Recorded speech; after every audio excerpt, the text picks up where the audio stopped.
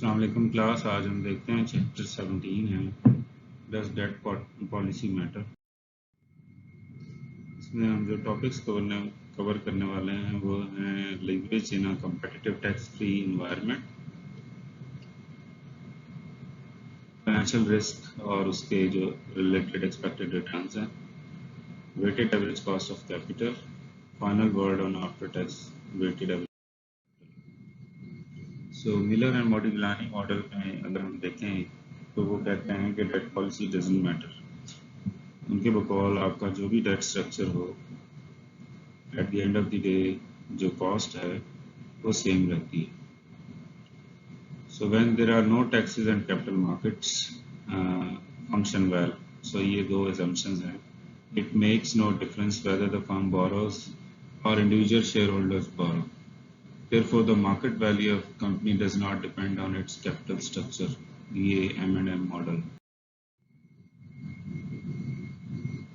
So assumptions क्या थी? By issuing one security rather than two, company diminishes investor choice.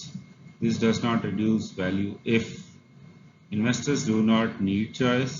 पहली condition तो ये कि अगर उनके पास चॉइस की ऑप्शन ही ना हो या उन्हें ज़रूरत ही ना हो, और there are sufficient alternative securities और उनके पास अल्टरनेटिव ऑप्शंस भी अवेलेबल।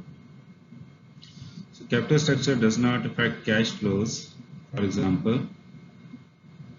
अगर कंडीशन ये हो कि टैक्सेस ना हो, कोई बैंक्रप्सी की कॉस्ट ना हो और जो मैनेजमेंट इंसेंटिव्स हैं उस पर भी कोई इफेक्ट ना हो। सो अगर आप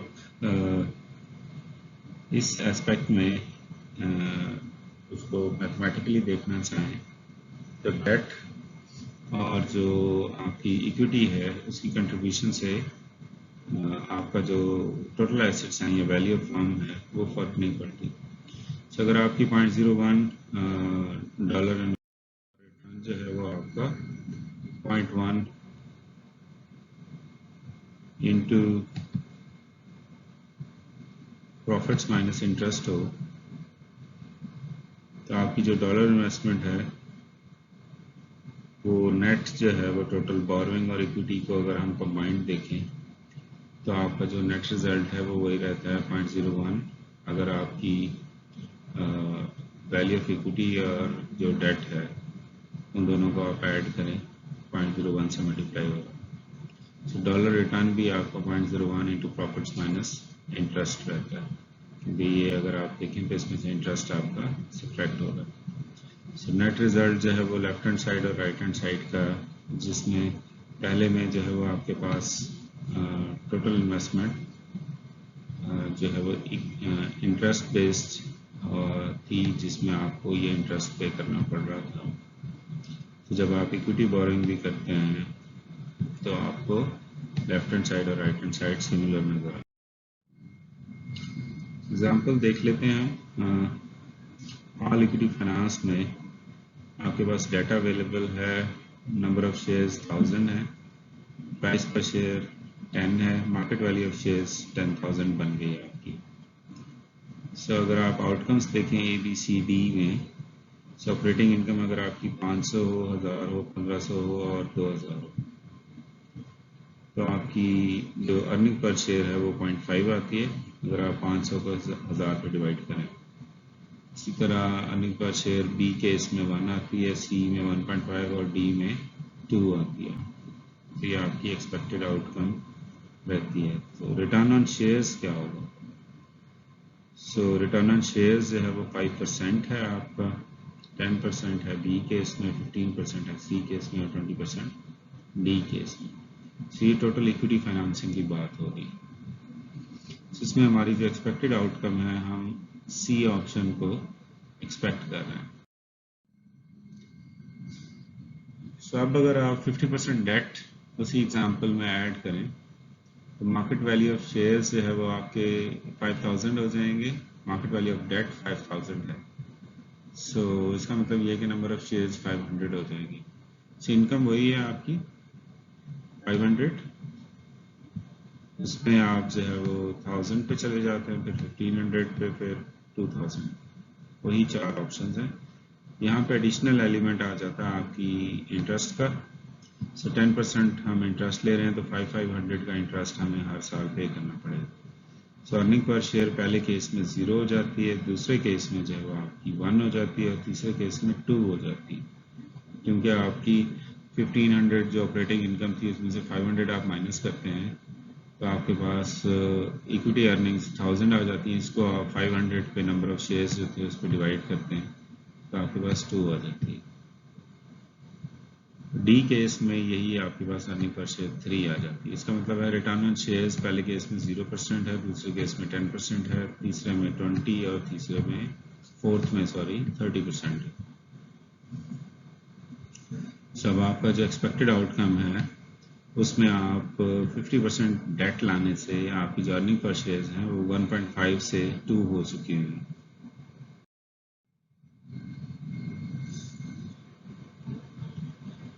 सो अगर आप आउटकम्स को सामने रखें तो आपके सामने था अर्निंग्स जो है वो आपकी 1, 2, 3 और 4 थी 2 शेयर्स पे ABCD ऑप्शंस में। इसमें से इंटरेस्ट माइनस करते थे तो आपके पास इंटरेस्ट जो है वो हम 10% के हिसाब से 1 रख रहे हैं और 0, 1, 2, 3 हमारी नेट अर्निंग्स ऑन इन्वेस्टमेंट आ गई और उसका जो रिटर्न ऑन 10% इन्वेस्टमेंट है, $10 इन्वेस्टमेंट है, उस पर आपको 10%, 0, 10, 20 और 30% आपको साइमल्टेनियसली मिल रहा है।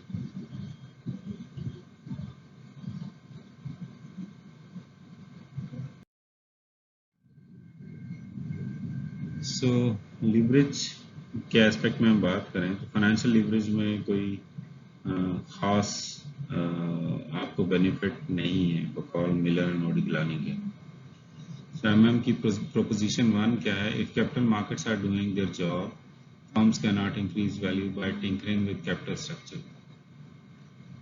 B is independent of the debt ratio. जो वैल्यू ऑफ फर्म है वो डेट रेशियो से इंडिपेंडेंट है। सो ये इनकी पहली प्रोपोजिशन है। So an everyday analogy क्या है? It should cost no more to assemble a chicken than to buy one whole.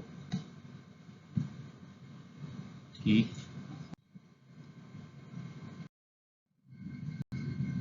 So अगर हम प्रोपोजिशन 1 और मैकबेथ की एग्जांपल को देखें तो एक्सपेक्टेड अर्निंग पर शेयर हमारी थी 1.5 जब तमाम इक्विटी थी, और जब डेट और इक्विटी बराबर बराबर थे तो हमारे पास था 2 पर शेयर एक्सपेक्टेड अर्निंग्स। प्राइस पर शेयर दोनों केसेस में 10 ही थी, तो आपका जो एक्सपेक्टेड रिटर्न पर शेयर था वो 15% था ऑल इक्विटी केस में और 20% था आपका इक्विटी एंड डेट जब इक्वली डिस्ट्रीब्यूटेड थे।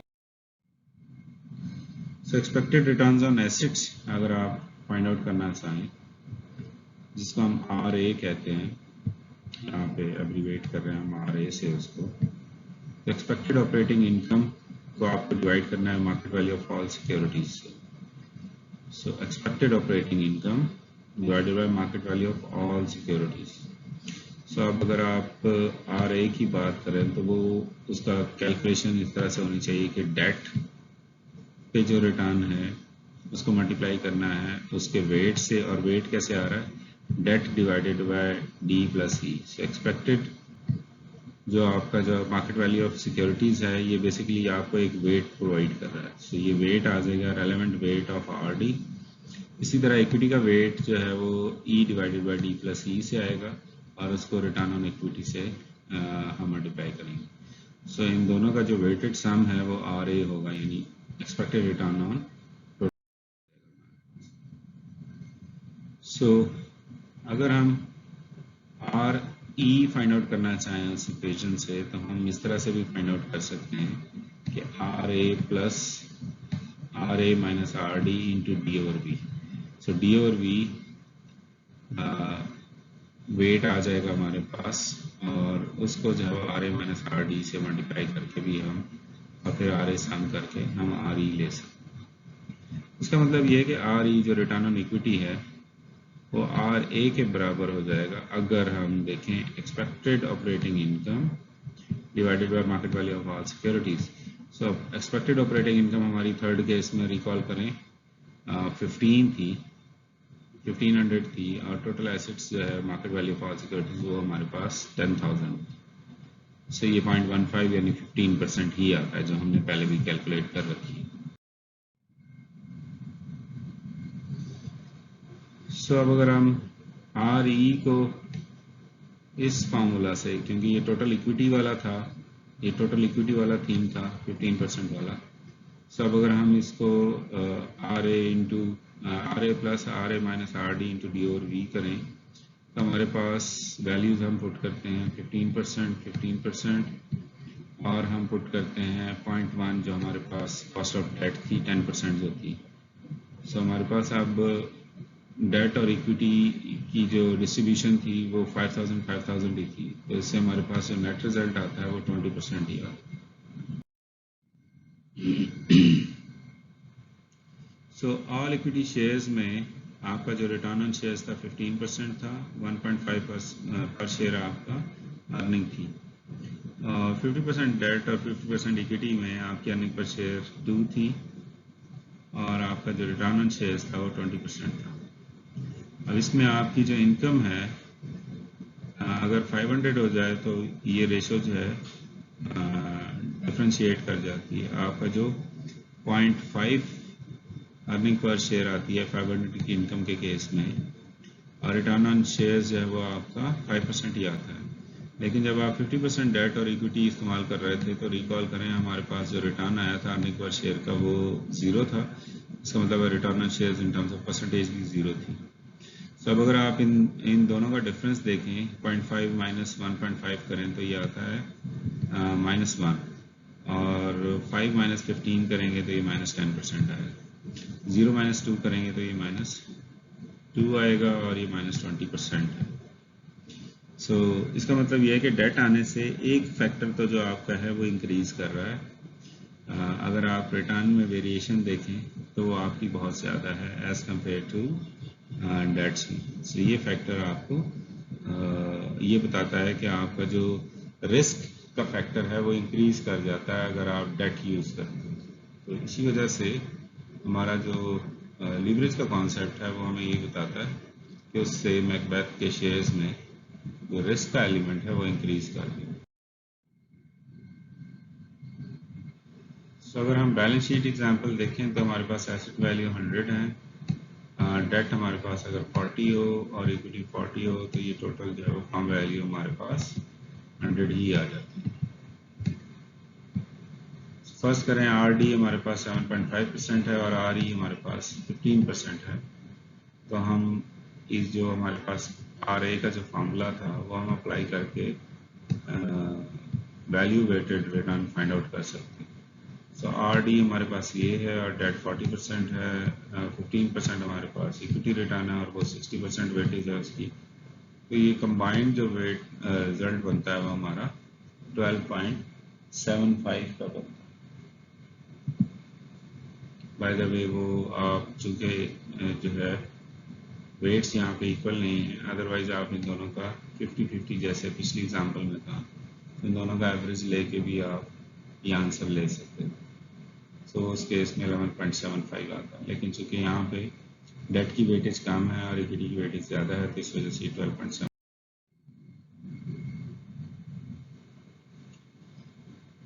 अब अगर आप इसी इक्वेशन में जो है 7.5% को जो डेट की कॉस्ट थी 7.875 पुट करते हैं, ठीक है, और आपके पास टोटल जो RA था वो 12.75 था। सब आपको पूछा ही गया है कि RE क्या होगा। सो RE आपका 15% से इंक्रीज होकर 16% आ जाता है। सो इस पूरी इक्वेशन में सिर्फ एक फैक्टर अननोन है, तो इसको हम ऑपरेशंस प्लस और माइनस के और डिवीजन के यूज़ करके हम बड़े आराम से RE को फाइंड आउट कर सकते हैं जो कि 16% आता है। सो अगर डेट कॉस्ट बढ़ रही है तब आपको ये समझ जाना चाहिए कि आपकी कॉस्ट ऑफ इक्विटी भी बढ़ जाती है।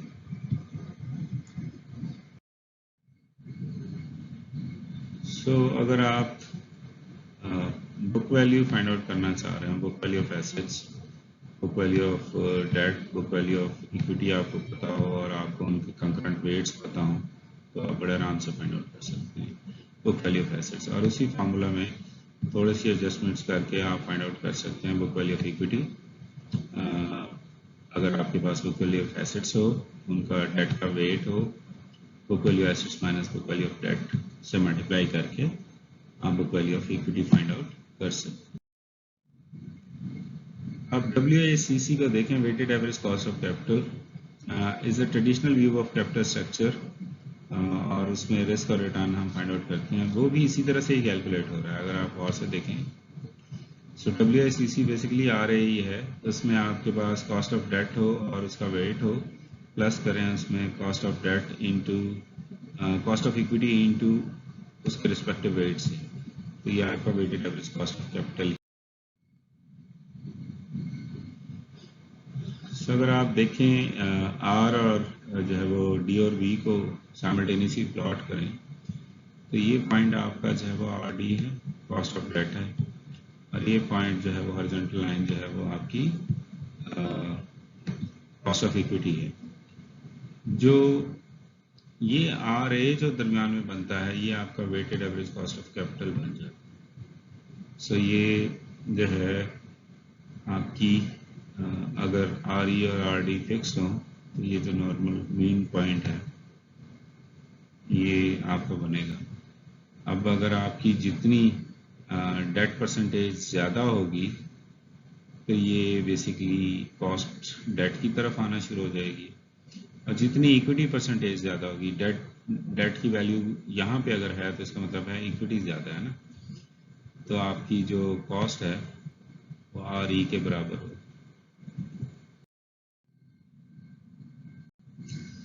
फिर जो मिलर और मोडिग्लानी का प्रोपोजिशन 2 है वो ये कहता है कि आपका जो कॉस्ट ऑफ डेट है RD वो स्ट्रेट लाइन नहीं है, वो with the passage of time एक सर्टन स्टेज के बाद इंक्रीज कर जाता है, और जो RE है वो भी फिक्स नहीं है, वो वेरिएबल रहता है। तो रिकॉल करें, अगर आपने कैपिटल एसेट प्राइसिंग मॉडल हमने डिस्कस किया हो या जहाँ भी आपने पढ़ा है, इसमें आपकी एक सिक्योरिटी मार्केट लाइन आती है, वो इसी तरह से आपको कनकेव बिहेवियर शो करती है। सो आप ये देखेंगे अगर आपकी जो कॉस्ट ऑफ इक्विटी है वो कॉस्ट ऑफ डेट के साथ जब कॉस्ट ऑफ डेट इंक्रीज करना शुरू हो जाए तो इस सर्टन स्टेज के बाद कॉस्ट ऑफ इक्विटी फ्लैट होना शुरू हो जाती है और फिर डिक्लाइन भी हो जाती है। सो ये रिस्क फ्री डेट का पोर्शन है आपका और ये रिस्की डेट का पोर्शन है।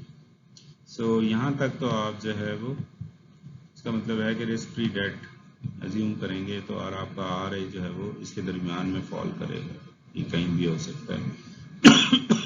इसी वजह से RA के होराइजन को इन दोनों के दरमियान में रखो, क्योंकि ये इन दोनों के वेट्स पे डिपेंड करता है।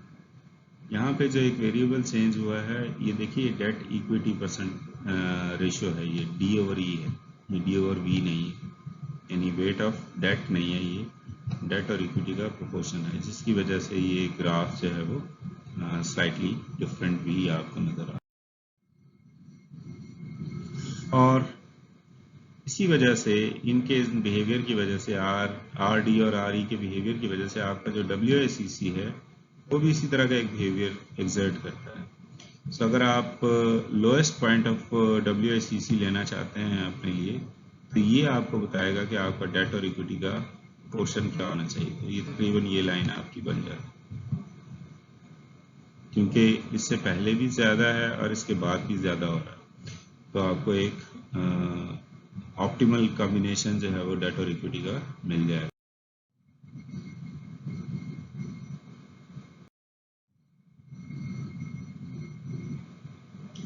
सो आफ्टर टैक्स जो WACC है वो कैसे आपका आ सकता है, उस पर आप टैक्स इफेक्ट जो है वो माइनस कर लें, क्योंकि जो डेट है उस पर आपको टैक्स बेनिफिट मिलता है। Tax benefit from interest expense deductibility must be included in the cost of funds.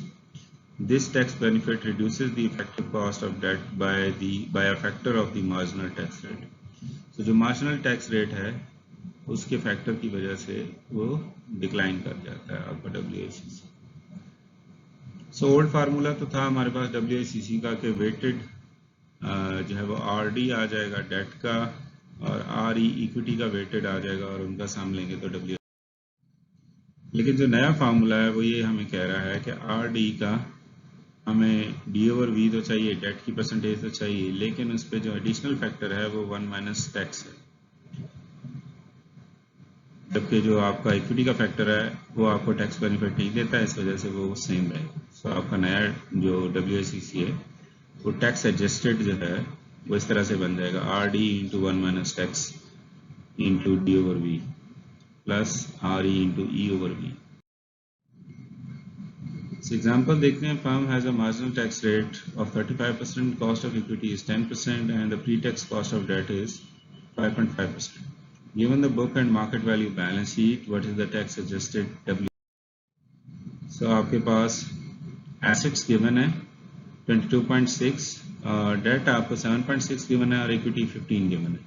साहब अगर आपको डेट का वेट चाहिए तो 7.6 डिवाइड बाई 22.6 करेंगे, और इक्विटी का वेट चाहिए तो 15 डिवाइडेड बाई 22.6 करेंगे। तो ये आपके पास डेट वेट आ गया 34% और इक्विटी वेट आ गया 66%। सो अब आप इस फॉर्मूला में इनको पुट कर सकते हैं। RD आपका जो था वो 5.5 था, टैक्स आपका 35% था, तो 1 माइनस 0.35 होगा, और इसको मल्टीप्लाई करेंगे 0.34 से।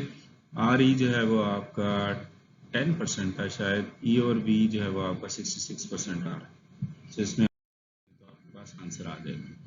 तो ये वही वैल्यूज जो है वो आपकी यहाँ पुट हुई हैं, और आपके पास आंसर आ रहा है weighted average cost of capital जो टैक्स एडजस्टेड का है आफ्टर टैक्स WACC, वो 7.8% आ रहा है।